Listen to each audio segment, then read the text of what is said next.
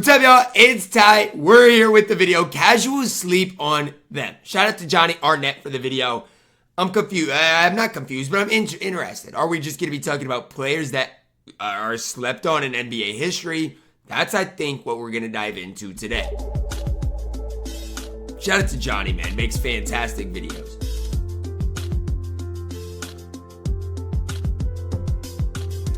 Go sub to him. That link will be down below in the description, man. Again, fantastic videos. Today's video is the continuation of a series where I bring attention to players who get less recognition than they deserve. It can be superstar players or quality role players, as long as it's a player who general audiences could learn about. Hopefully, with this series, you'll gain a greater understanding and appreciation of many players from basketball history. I will say, I've over the course of the last month doing these all videos, man, I've grown to appreciation for a lot of different players, man. My words are hard, man. I'm starting off by going in alphabetical order of the players' last names. Oh my gosh, Sharif. So let me know in the comments who are some players that you would like to see in this series. Drew Holiday. Also, assuming this series does well, I would be very happy to go through the alphabet several times, seeing how there's so many players to learn about. So if you'd like to see more, please make sure to like and comment. I think he's so underrated. Video. So without further ado, let's get into it. Richie Guerin. This 6'4" shooting okay, 6-time All-Star, 3-time All-NBA second team guard is a New York Knicks legend who played in the NBA from 1957 to 1970.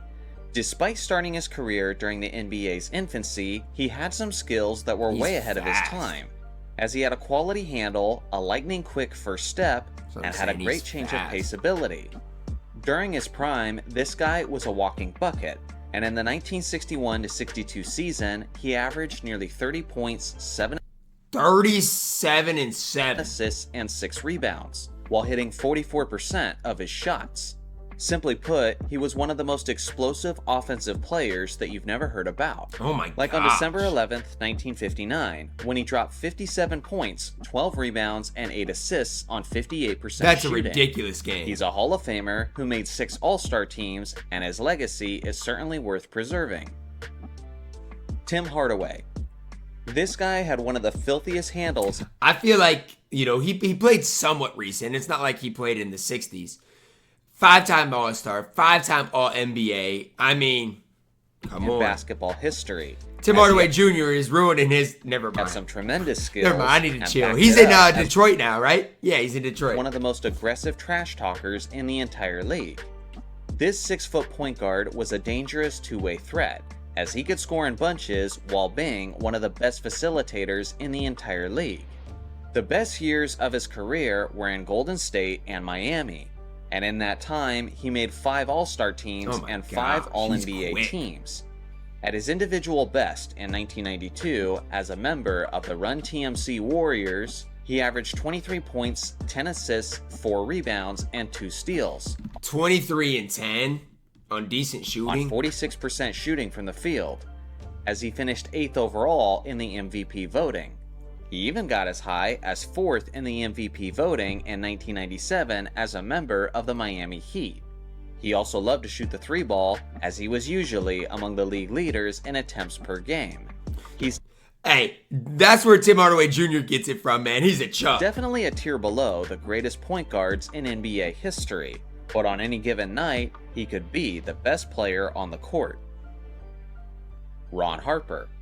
He's one of those I know Ron Harper in 2K is always great defensively. Unique players who's most famously remembered for a part of his 5-time NBA champion, won chips with Shaq, Kobe, and MJ. Is he like the old Drew Holiday type? That was outside of his prime, which was obviously during his 3-championship stint as the Bulls' starting point guard. But before that, he was actually a solid 2-guard who was leaned upon heavily offensively.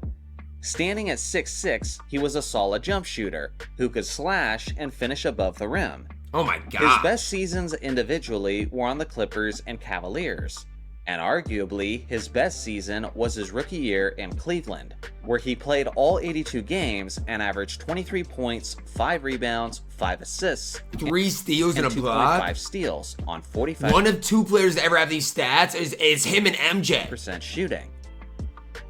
That's ridiculous. Connie Hawkins.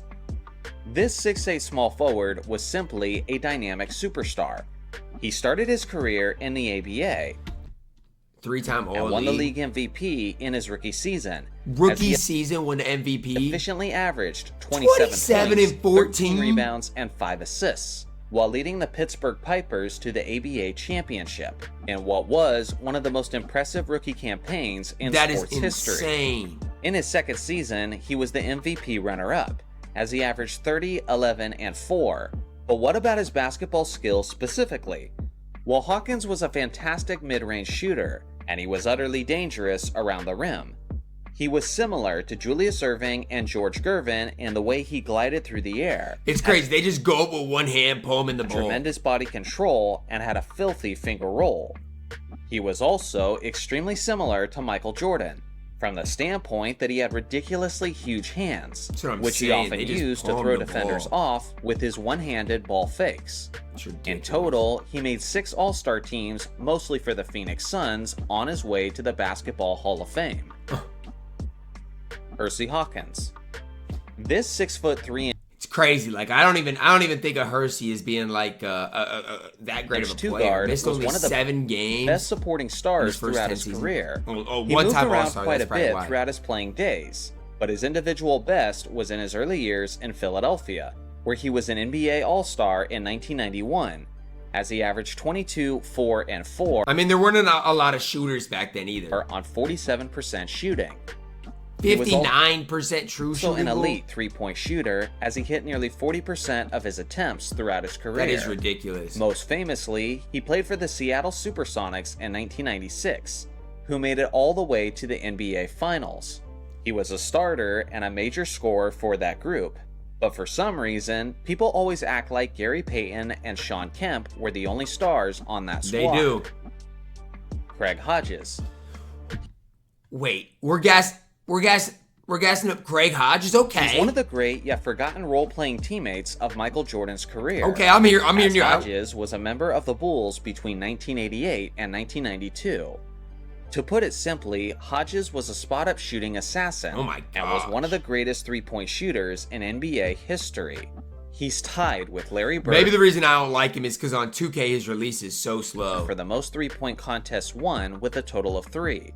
And he still holds the record for the most consecutive shots made in the history of that contest, as he made 19 straight 19 straight in, like, obviously in shoot around, like you can do that, but in like from different spots in a contest, that's tough to in do. 1991. That's tough to do. And the closest to that feat is Steph Curry in 2015 With with 13. a streak of just 13. That's crazy. During the 19 actual is games, ridiculous. Hodges was a 40% three-point shooter and led the league in three-point You gotta realize, efficiency again, back then, it was not that common to shoot that many threes and knock them down with that efficiency. twice, getting as high as a whopping 49.1% in 1988. He'd 49? certainly be a household name if he played in this modern NBA.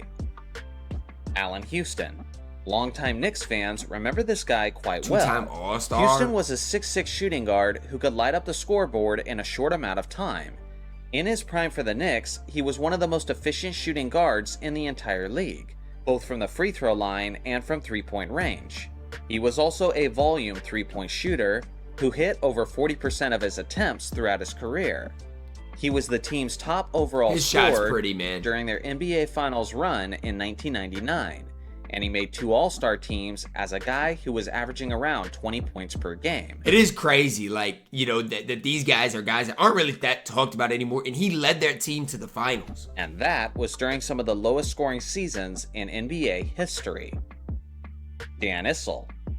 He was a 6'9" center/power forward who was very aggressive about getting to the 7-time All-Star. Missed 24 games in 15 years. That's ridiculous. But when he happened to settle on the perimeter, he was one of the best jump shooters the league had to offer.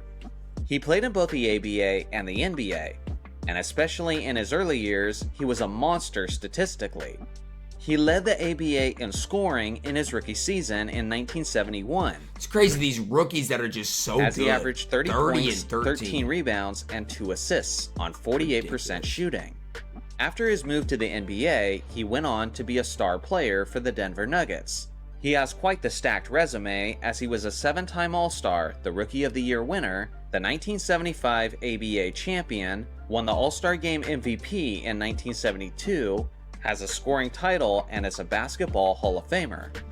And like, that's Dan Issel. Nobody talks about him. That's ridiculous. So now it's your turn.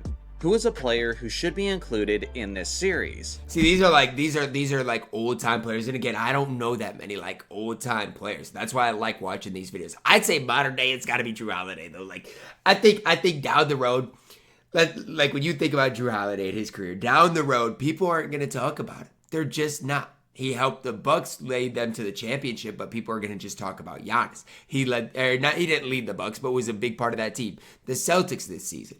People are going to talk about Jaylen Brown, Jason Tatum. They're going to forget about Jrue Holiday. I look forward to hearing your suggestions in the comment section they're below. going to forget about him. Thanks for watching as always. Great video. I love these videos. Going back, looking at some of these studs, some stars at their time. That nowadays don't really get talked about unless they're in that, top 25 conversation of all time. That's going to wrap it up for our video. Drop a like on it. Subscribe if you're doing that. As always, man, I love you guys. Have a blessed day.